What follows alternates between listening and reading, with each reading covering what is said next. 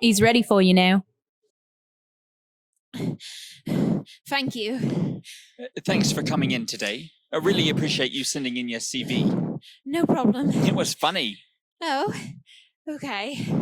That wasn't my intention, but... Great. Our current situation is unusual in that we don't have any women working here, mainly due to the sexual harassment case. Yes. Are you all right? Yes, sorry, I ran from the station. Just a bit hot, sorry. I'm really excited about... Water. No, I'll be okay. Actually, yes, please, that would be great. So we are looking for someone who can handle themselves in a competitive environment. It'll mainly be filing, but we have some pretty good filers, so... yeah. It also involves updating the website and throwing up an occasional tweet. It says here that you have done something similar to that before at the cafe that you used to...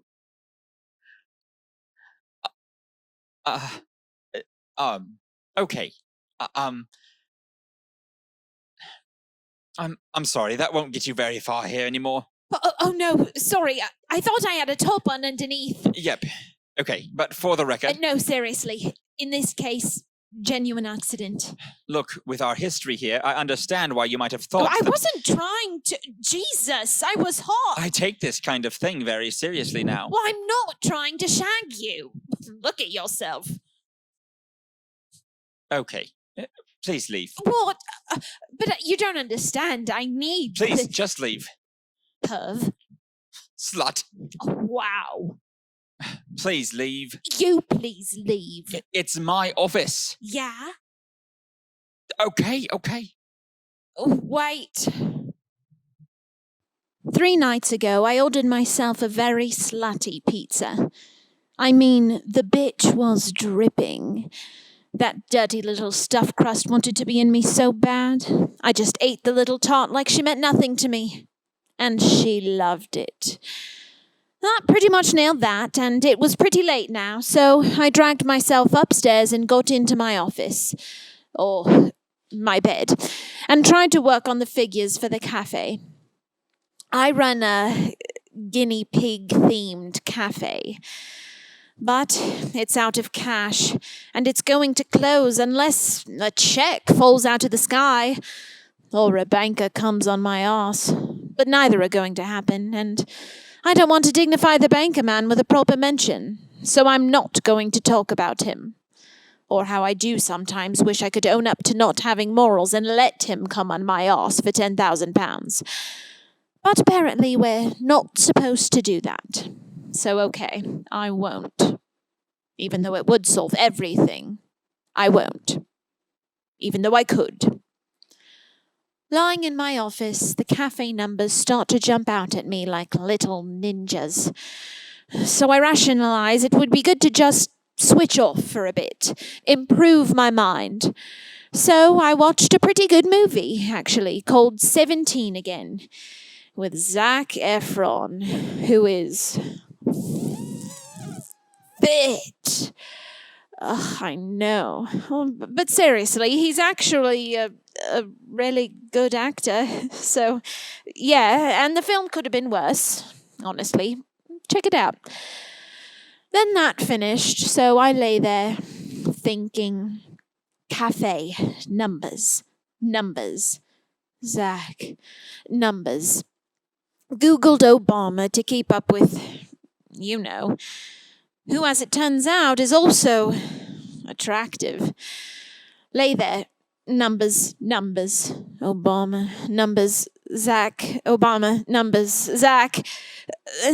Suddenly I was on YouPorn having a horrible wank. Found just the right sort of gangbang. Now that really knocked me out, so I put my computer away, leaned over, kissed my boyfriend, Harry, goodnight, and went to sleep. I wake in the morning to find a note from Harry which reads, "That was the last straw," which is pretty out of the blue if I'm honest. Didn't know he was counting straws, but nice to know he was paying attention. All his stuff was gone, and everything in the fridge. I was a bit thrilled by his selfishness. Suddenly fancied him again, but relieved one of us did something. I sit on the loo and think about all the people I can have sex with now. I'm not obsessed with sex. I just can't stop thinking about it. The performance of it, the awkwardness of it, the drama of it. The moment you realize someone wants your body, not so much the feeling of it. I've probably got about a week before Harry comes back. I should get on it. Okay, into the shower. Boom. Bedroom, makeup.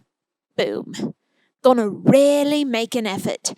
I take half an hour trying to look nice, and I end up looking amazing. I mean, best in ages. One of those days. Boom. Gorgeous, fresh-faced, heels, wearing a skirt, new top, little bit sexy, on my way to save my cafe. And yes, I am strutting. I see a man walking towards me from the bus stop. He can't take his eyes off me. I'm all walking like I've got a paintbrush up my arse, thinking, yeah, check me out, 'cause it's never gonna happen, chub chub. I open the cafe with my friend Boo. She's dead now. She accidentally killed herself. It wasn't her intention, but it wasn't a total accident. She didn't think she'd actually die. She just found out that her boyfriend slept with someone else and wanted to punish him by ending up in hospital and not letting him visit her for a bit. She decided to walk into a busy cycle lane, wanting to get tangled in a bike, break a finger maybe. But it turns out bikes can go fast and flip you into the road. 3 people died. She was such a dick. I didn't tell her parents the truth. Told her boyfriend. He cried. A lot. Oh, Chub Chub's getting closer. Oversized jacket, meaty face, looks me up and down. It's like he's confused about how attractive I am. He can't quite believe it. I worry for a second I'm going to make a sex offender out of the poor guy. Oh, he's about to say something. Here we fucking go. This better be good. He's passing. He clears his throat, brings his hand to his mouth and coughs. Walk of shame. Well, it's too late to go home and change. I have some flats in my bag and... Anyway, he's fat! And he can't take that off at night.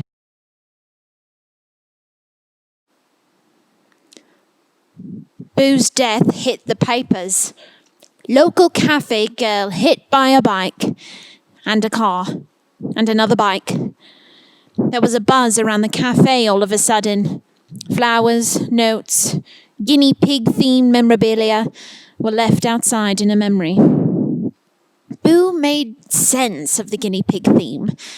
She was all small and cute and put pictures of guinea pigs everywhere.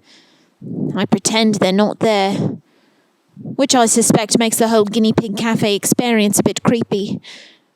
Boo was built like a guinea pig. No waist or hips. Straight down. She rocked it. And she was beautiful. Tricky, though. Jealous. Sensitive. But beautiful. And my best friend. 11:10 at the cafe. Quiet. Eerily so. Boo always used to play music. Read out horoscopes and shrivel crisp packets in the microwave. Used to make the place stink, but she turned the little packets into key rings and give them to people who were especially polite. One guy in the corner, drinking tap water and using the plug. He should buy something, but it's just nice to have someone around. He's reading. He's quite attractive, actually, but he doesn't look at me. even when I purposefully drop a cucumber so I have something to bend over for. Even Joe hasn't turned up. Joe's always here at 11. Proper old geezer, cockney from the toes up. One of life's good people. Huge teeth, white hair, ludicrous grin, and a joy that slaps you in the face until you can't help but smile at it. Even the fucking furniture loves Joe. I swear the door swings open voluntarily when he arrives, if only to give the man an entrance. Suddenly he'll just be there.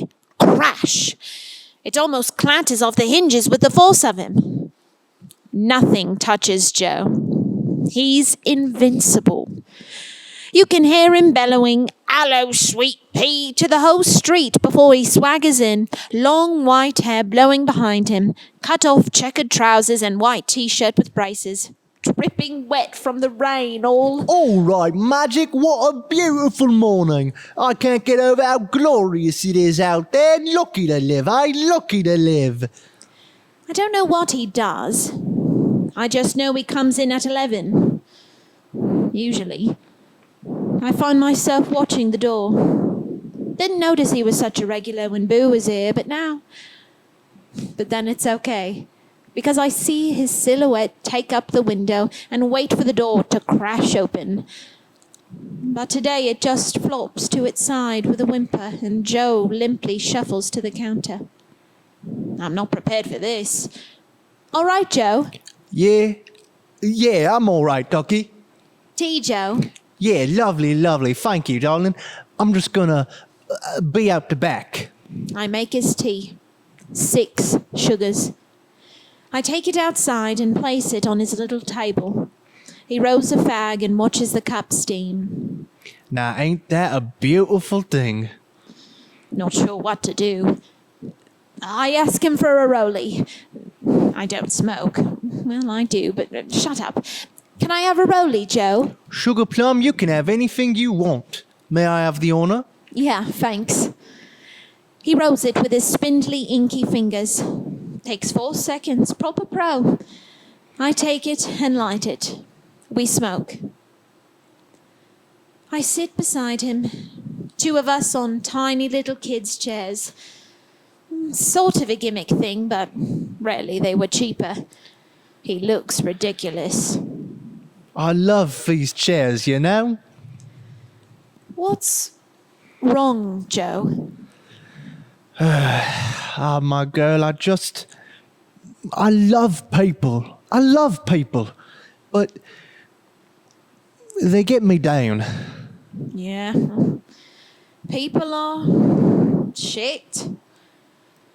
He turns and I can see into every deep line in his face. Oh no, darling. People are amazing. But when will people realise that people are all we got? He smiles. But I feel a bit ambushed. I pretend I have to wash the cappuccino machine, go inside and wipe the nozzle a bit.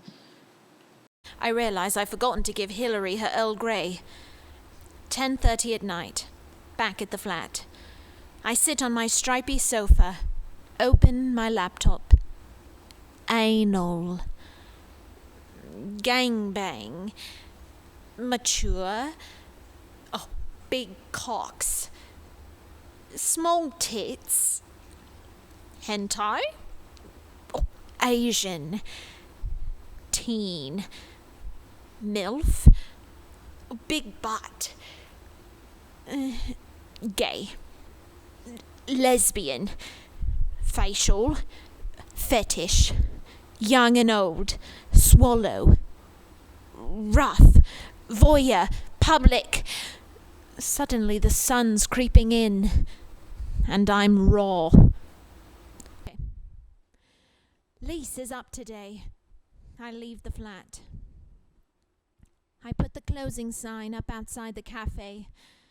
3 minutes past 11. He's not here yet. I watch the door. 10 past.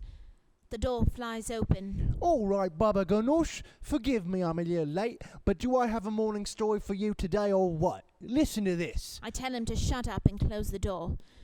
He looks confused, but he does it. Why do you come here, Joe? What? I close the blind, lock the door. Why do you come here, Joe? Tea, love. See my ladies. Hillary's still not moving. It's okay, Joe. I understand. There's nothing wrong with you. I take off my top, unhook my bra, place them gently on the counter. He stares at me. I step forward, showing him my young tits. He shuffles a bit. His breathing changes. He's trembling. He moves his hand up. It's 11:15 now. Joe is shaking. I'm standing, topless, just the right angle. His hand keeps rising until it rests on his eyes. Put your clothes back on, darling. What? Put your clothes back on. Come on, Joe. I'm not going to judge you. I come here for my tea and to see you. That was a sad thing that happened to your friend. You're weak. That may be true, but I'm going to go now. Stay. Come on. Please, Joe. I'm 26 years old, Joe. He stops. He brings his hand down from his eyes. He finally looks at me. Go home. I'm sorry. This ain't my bag. I grab his arm as he walks past. He's thin but baggy. His skin pinches in my grasp. It's disgusting. The door closes behind him. I sit in Joe's chair for a bit. There's something not right about that man. Hillary's teeth are going again, crashing against each other. The noise is unbearable. Relentless chattering. They do that when they're distressed or angry or... I can't listen to it. I take her out of her hutch. I hold her little body to my naked chest. I can feel her claws. She can hardly move. Her bones feel bent and her breathing is shallow. But her teeth are going like... She won't... I stroke her body. I look into her face through her ginger punky bit. I imagine sticking my finger in it to make her eyes pop out. I imagine it. I imagine doing that. I can't imagine doing anything else, and as my hand moves down her body, When I first gave her to Boo, she was so tiny. I put her in a little gift box from a crappy card shop. She just sat there on a bit of cotton wool, looking up through her tiny punky bit. She was ridiculous. A little overexcited fuzzball. She'd just sit in your hand like... Boo's face. Boo's face when she opened the box. A huge grin spread across her whole body. What is this? Is this a guinea? Did you get me a... What is this? I don't know. Something to love?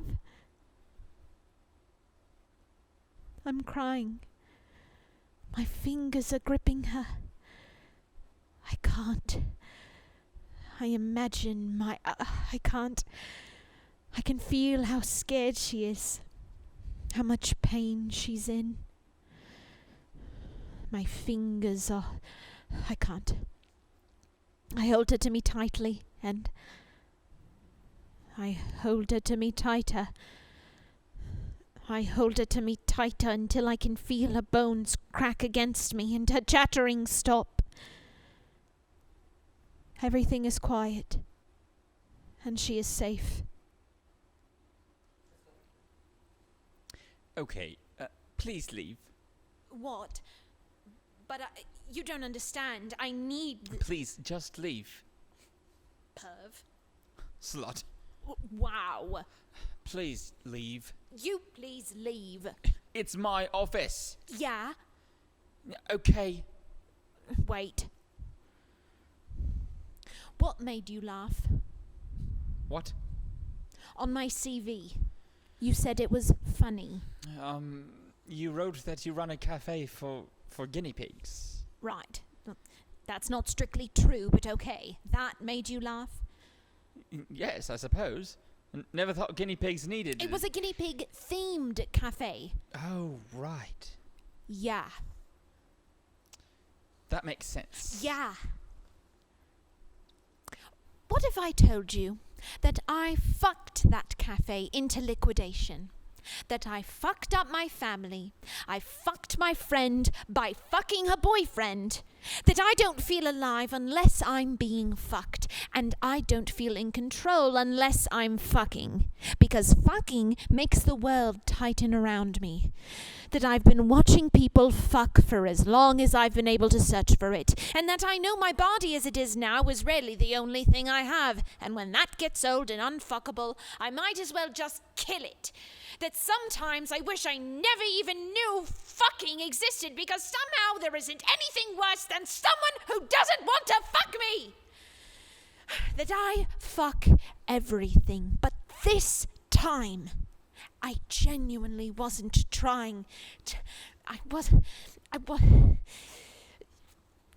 Either everyone feels like this a little bit and they're just not talking about it, or I'm completely fucking alone. Which isn't fucking funny!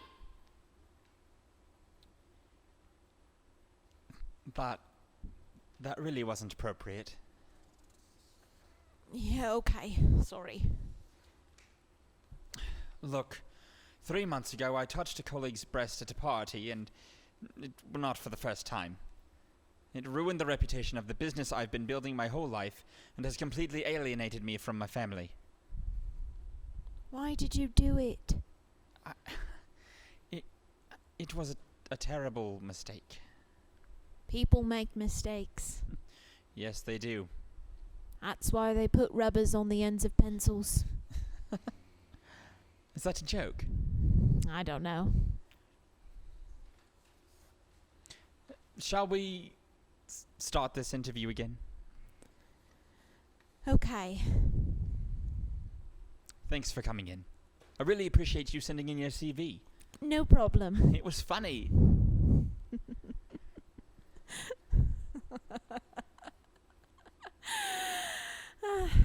Fuck you.